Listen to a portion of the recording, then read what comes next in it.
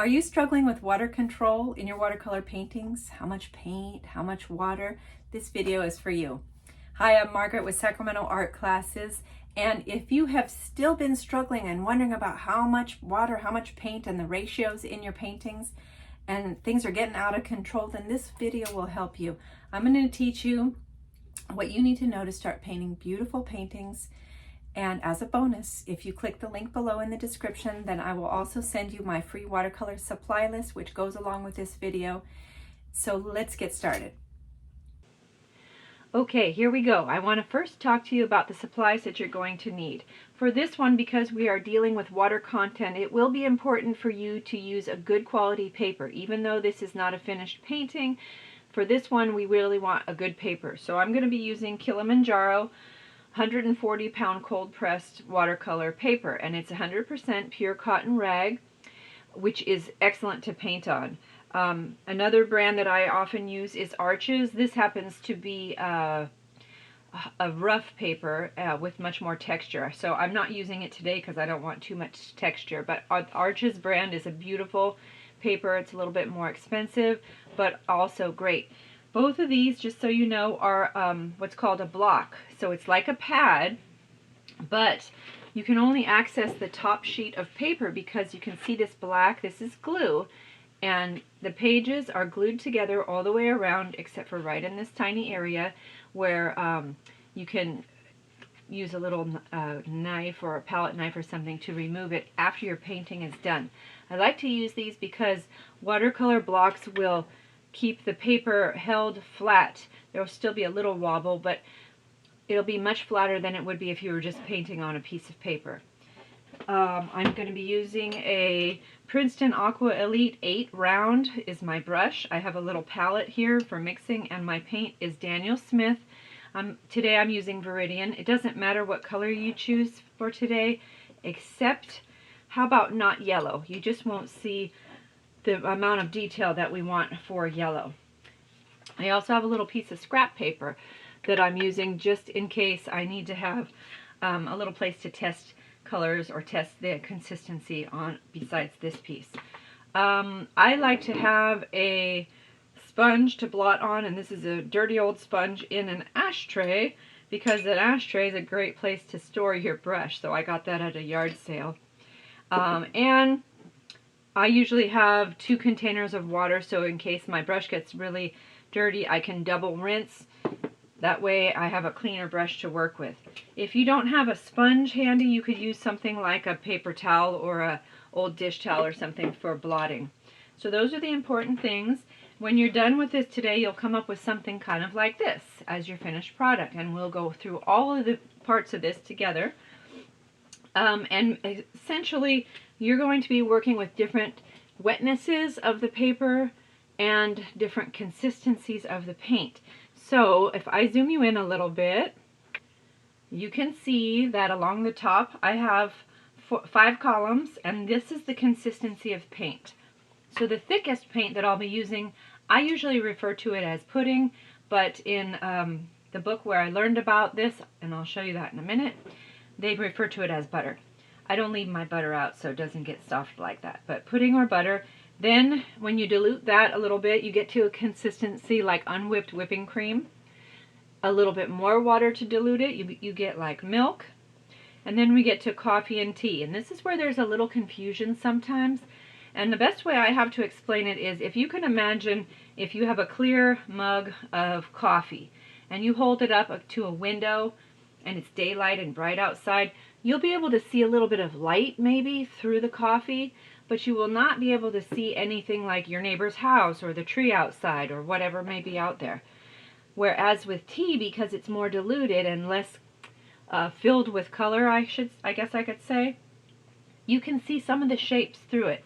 So tea can be a little more transparent, where coffee is translucent, but not as transparent. So that's what that refers to.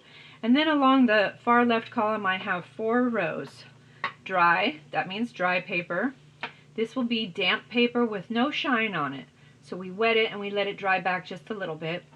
Then here we're still having wet paper, but now we have a little bit, it's a little more wet, so there's a slight shine on that.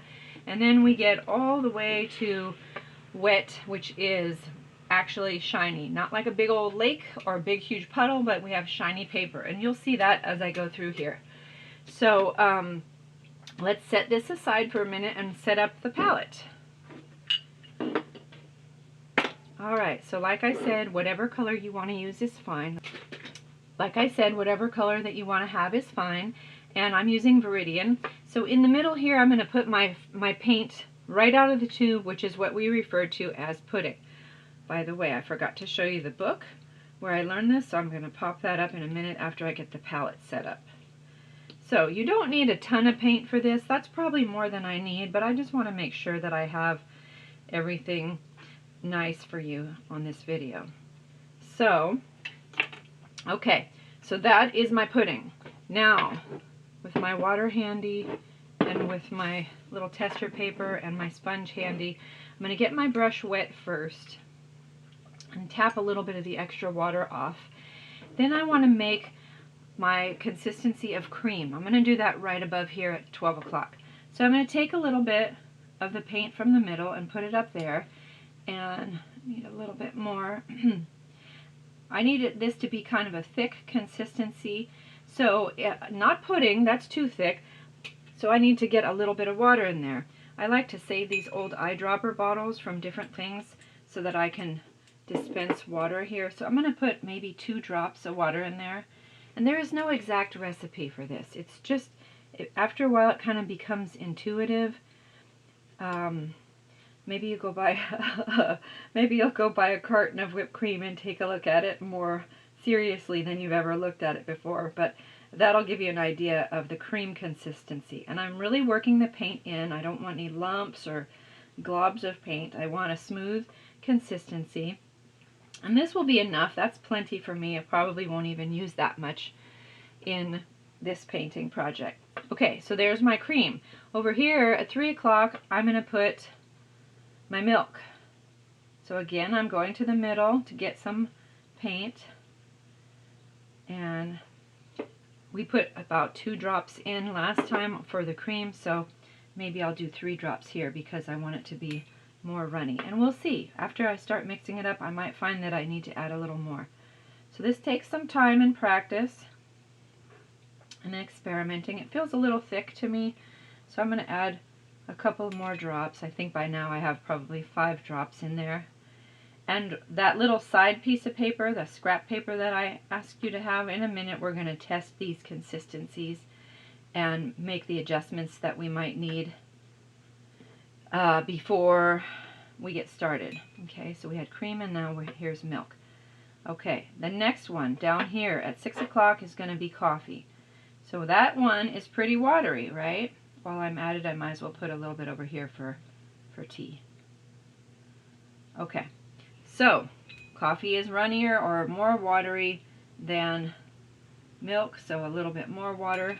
I don't want to put too much at a time because if you get it too wet, it's hard to fix that. Okay, working out any of the globs that I see. Might need a little bit more water in there. Yeah, even a little more. I think I put quite a bit of paint in initially. Okay, so then I'm going to get rid of the extra off my brush. And now we're over into tea. There actually is, I sometimes call it weak tea, so barely brewed tea. And I use that sometimes too.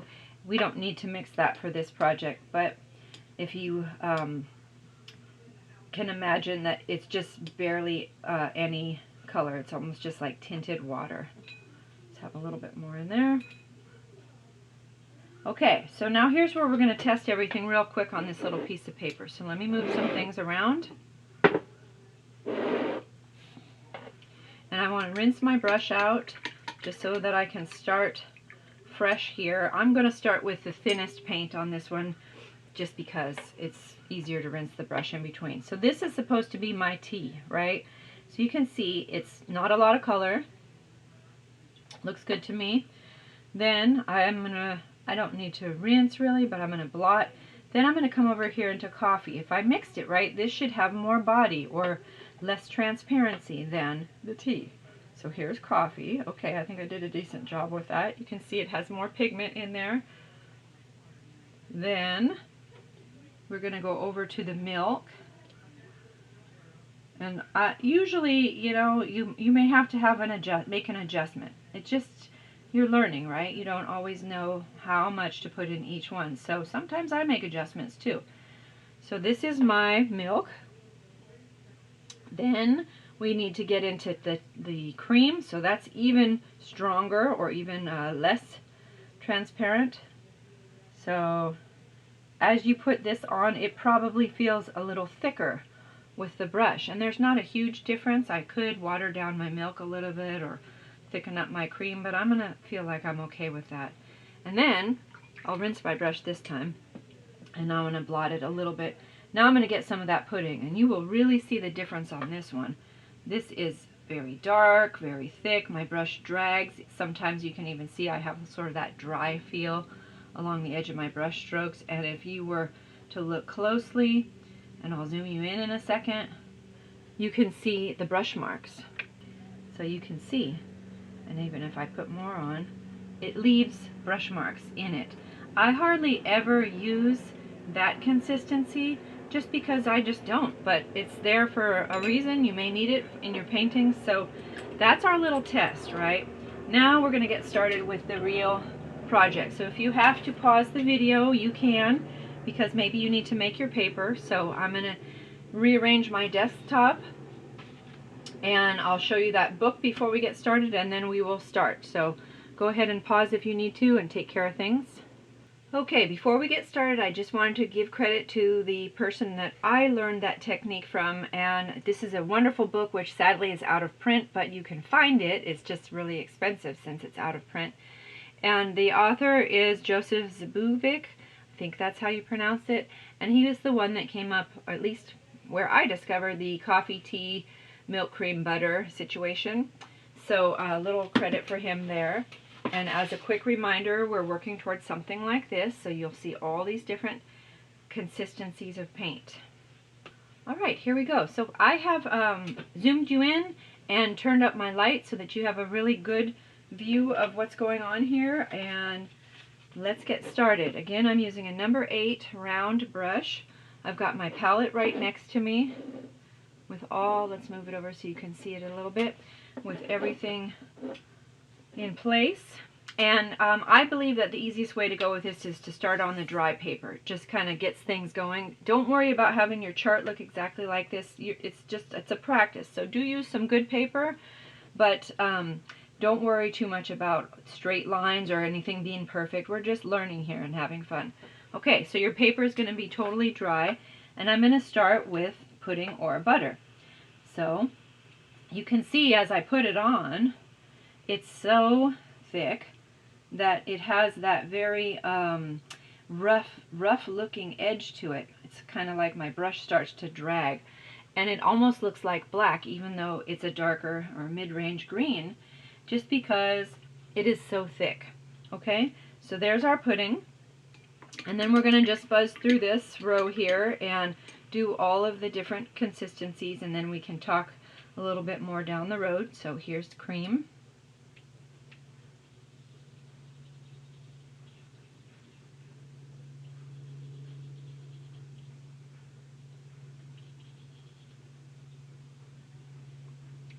Then milk.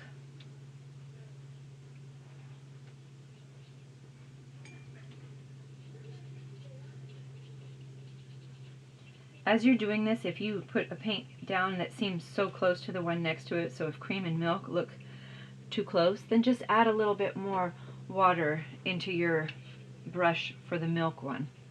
Okay, then we're at coffee.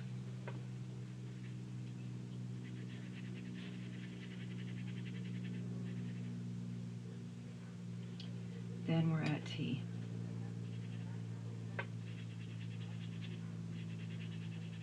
Okay, so definitely big difference there. All right, so then the next step, I might actually, I think it's a little easier if you have handy, sorry I didn't mention it earlier, another brush that's a little bit larger. We can use that for pre-wetting the paper, and this will go faster and you don't have to rinse your painting brush as much. So this is a larger brush. It's actually a 6, but it's kind of like a 20, just something larger, even a flat brush.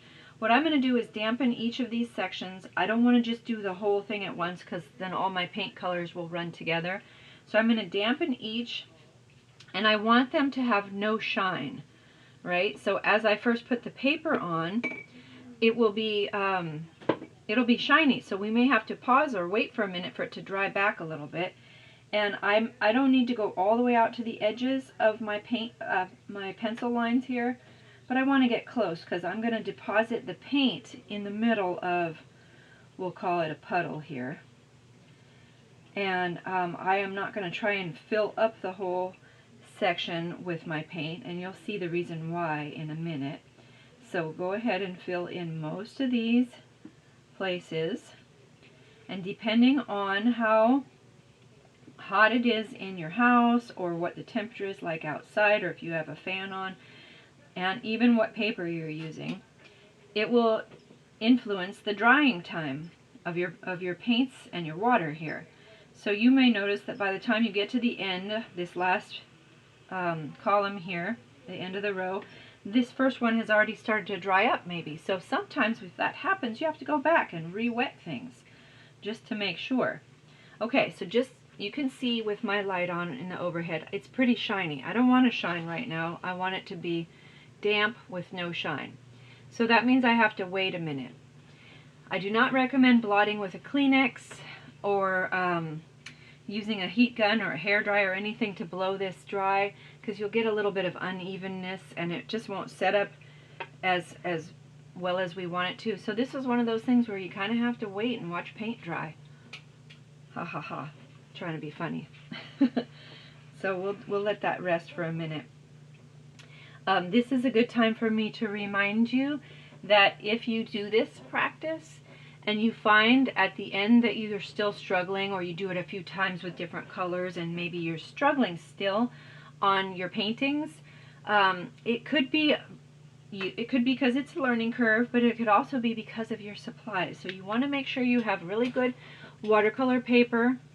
A brush is nice, but it doesn't influence this quite as much. But paper and paint and those kinds of things are important. So if you are unsure of what supplies to buy, there's a link in the description of this video with a supply list, and it's what I recommend, and a lot of my paint colors are on there. So if you're interested, you could click that link and I will send you my free supply list, and it's nice. It goes along with this video, so that'll really help you out. Still waiting for it to dry. You can see that there's still a shine on there.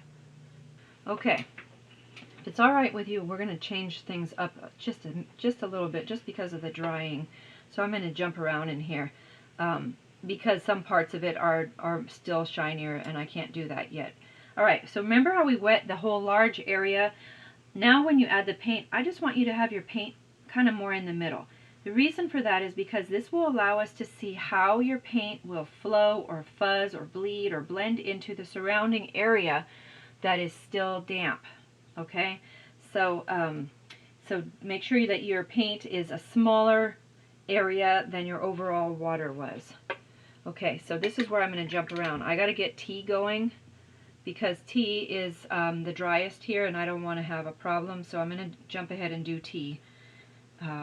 You don't have to do that if your paper is in the perfect condition, but mine, these were a little bit too wet. Okay, now I think we're doing good. So, I'm going to, for the same reason, I'm going to go to coffee next on this one, just because coffee's drying faster. But you can see these thinner paints, they really start to flow. See how that coffee is fuzzing out into the surrounding area? Tea didn't fuzz as much because it started to dry. So that's why that one isn't. There's a little fuzz, but a little bit less. Okay, so here we go. Milk, remember you're just keeping this in the, sort of the center. And then I'm going to do my cream here. You'll notice the dark or lightness of the paint is different. You'll notice the bleed is different between dry and damp paper. So let's let that do its thing, and we're going to continue on the next row. So here's where you want that water brush again. Going to do the same thing and wet each one of these sections. However, this time when we paint the paint color on, these will be a little bit of shine, right? So up above, the damp had hardly any shine, maybe not at all if we did it right. This one's going to have a slight shine, so there will be just a bit of time where we have to wait. And I'm going over them twice just to kind of help that water absorb into the paper, make sure that I don't have any big huge puddles in there, and I'm just trying to get everything to be even here. They do dry from the edges towards the middle, so the outer edges dry a little faster. Here's something on my paper.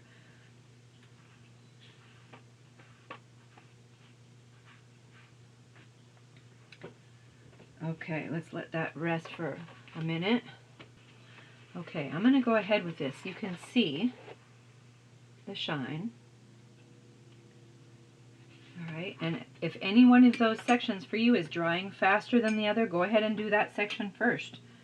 So I'm going to go left to right on this one. Here is my pudding. Oh boy, sorry, that's on me. Brush was a little bit wet. Here we go. That's a learning opportunity there. I had too much water on my brush. I didn't blot it first, so that's why it bled as much as it did. But here we go, and you can see that that heavy section is right there in the middle. Okay, now we're going to go to cream.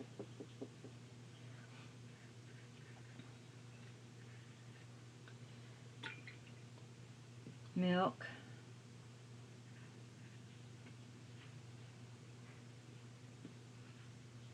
Coffee. Can you see how you have to go quick with watercolor? Because you're fighting drying time all the time. Okay. Sometimes I have to rearrange things on my desk so that everything has space. So let's move this camera just a little bit. Okay, and while those are all setting up, we're going to do our last row here, and then we'll talk about everything. As you're doing this, or as you're watching this video later, if you think about anything that you might want me to make a future video about, something that you're struggling with, something you just want to learn or want a little help with, if you put that in the comments, that would be great, because then I'll know what you're looking for and I can do future videos about that. Okay, so this section is the wet one, so it's going to be shiny, definitely shinier than the one above it. And I still don't want to have big giant puddles in here. I want an even shine. So if you have puddles, and you may notice that your paper might be curling a little bit, and that's because mine is, because I removed it from the block. Sometimes I tape my paper onto a board, and that's certainly something that you could do. Okay, so this time I'm making sure I blotted my brush before I go into the paint. And you see my shine on everything is pretty shiny. So here is pudding.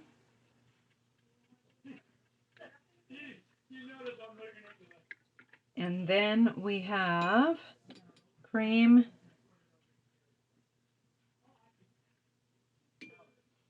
Making sure to blot my brush in between before I dip into the new paint because I don't want to add extra water. Here is milk. Here is coffee. How much lighter are these than the ones on the top? Pretty interesting, right? That's because we have so much water already on the paper. That even though our paints are the consistency that we've mixed in the palette, it's the paper wetness here that is showing us that big difference there. Okay, so let's look at the whole thing here. Okay. So big difference. This is the whole range of what you can do with one color, right? So over here, this is the thickest paint and the driest paper. This here is the thinnest paint and the wettest paper. Huge amount of variety that you can have in the value, which is lightness to darkness, of one color just by altering your consistency of the paint and your dryness of the paper. So I hope you liked that. I hope it was helpful. Thank you for watching. And remember, if you like this video, if you give it a thumbs up, or maybe even considering leaving a comment or following me or subscribing to this YouTube channel. If you have any questions, I would love to help you. And if you have anything you want in a future video, want me to make in a future video, just let me know. And last, don't forget, if you want that free supply list, just click the link in the description and I will send it to you. And thank you. I'll see you in the next video.